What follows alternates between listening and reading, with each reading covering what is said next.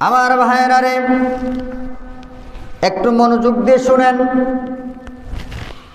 যে কোনো মানুষ যে কোনো ভ্রমণ করুক, যে কোনো ভ্রমণের 7টা কারণ উল্লেখ থাকে।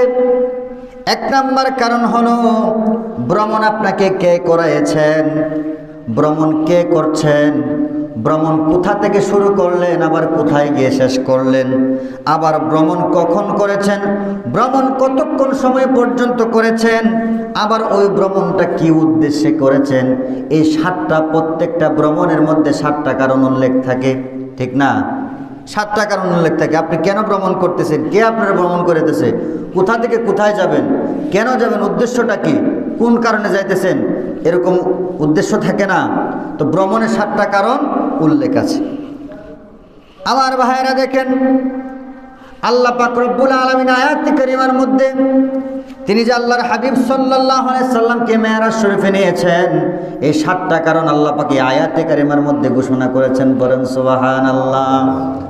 আমার ভাইয়েরা, বন্ধুরা রে, আল্লাহ পাক সর্বপ্রথম সুবহান শব্দ দিয়ে শুরু করেছেন। আমার আল্লাহ পাক বলতেন সুবহান, পুত পবিত্র মহান আল্লাহ পাক রব্বুল আলামিন আপনাকে ভ্রমণ করেছেন।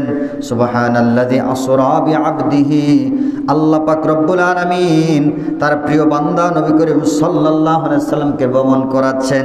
আল্লাহ পাক রব্বুল আলামিন আমার নবীকে কোথা থেকে ভ্রমণ শুরু করলেন? আয়াতে কারিমার মধ্যে রয়েছে মিনাল মসজিদিল হারাম, মসজিদে হারাম থেকে ভ্রমণ শুরু করেছেন। ইলাল মসজিদিল আকসা, মসজিদ আকসা গিয়ে ভ্রমণ শেষ হয়েছে। বলেন সুবহানাল্লাহ। আল্লাহ পাক নিজেই 7টা কারণ এই আয়াতে কারিমার মধ্যে উল্লেখ করতেছেন। তারপর দেখেন, মসজিদে হারাম থেকে মসজিদে আকসা পর্যন্ত ভ্রমণ করেছেন আল্লাহর হাবিব। এটা কোন সময় গিয়েছেন? আয়াতে কারিমার মধ্যে আছে যে রাতের বেলায় আল্লাহর হাবিব সাল্লাল্লাহু আলাইহি সাল্লাম ভ্রমণ করেছেন। বলেন সুবহানাল্লাহ। কোন সময়, কতটুকু সময় করেছেন? রাত্রের অল্প সময় আল্লাহ পাক ওনার হাবিবকে ভ্রমণ করিয়েছেন। কিসের জন্য, কোন উদ্দেশ্যে?